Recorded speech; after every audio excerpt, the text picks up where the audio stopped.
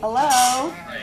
I'm Kevin Bennett, a.k.a. French Accent. I do comedy. I write articles of the clickbait variety online. I have opinions that are probably stronger than they need to be, and I defend them online like a honey badger made of crack. Thank you much. Have you seen my Disney bit about how Disney's doing cult sex and drugs in all their movies? Send it to me. Well, it's an audience participation bit. I have you doing JMO. What are you doing? Bullet ride. I'm gonna drink it while I can get it. Well, they're keeping liquor stores and weed stores open. They're essential.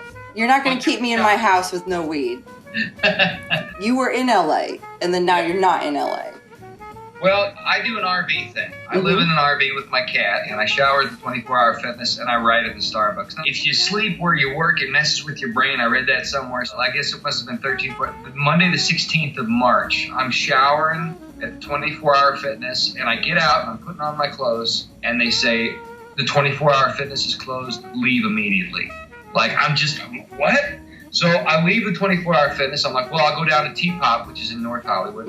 I go to T-Pop. Oh, we're closed except for deliveries and pickups. I'm like, what? And the coffee shops and the 24-hour fitnesses were closed. I couldn't believe it. So it was about noon, and I didn't know what to do. And I was listening to all the talk shows and everything, and they were saying San Francisco had a lockdown. Right. And I was like, oh, if San Francisco's got a lockdown, that's coming to LA soon.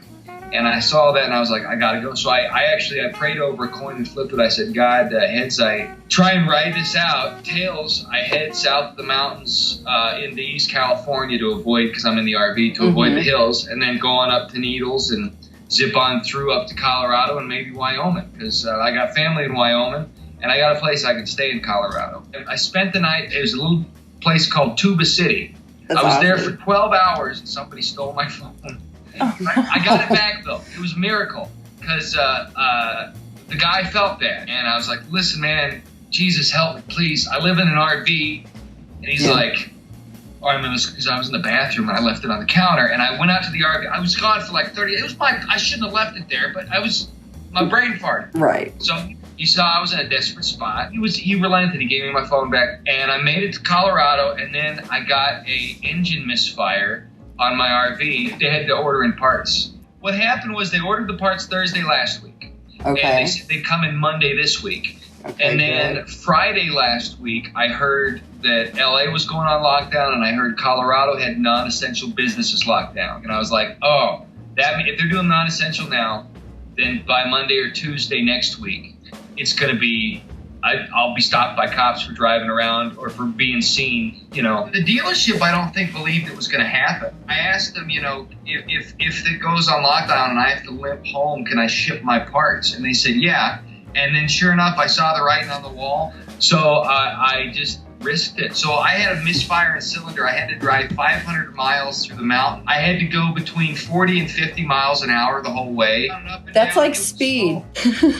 Yeah, right? It was desperate. I made it home, thank God. Longest drive I've ever had. It was, and I hadn't showered since Monday that week, 5 straight days, because I was conserving what water I had. I have a little shower in the RV, but I'm not going to waste that water. I bought a BB gun, a water purifier, a magnesium stone, and a knife to cut shavings and start a fire for whatever rabbits I could get with a BB gun. Because you can't get a gun, you got to wait a week. I've been through 5 states in Corona now. California, Arizona, Utah, Colorado, Wyoming.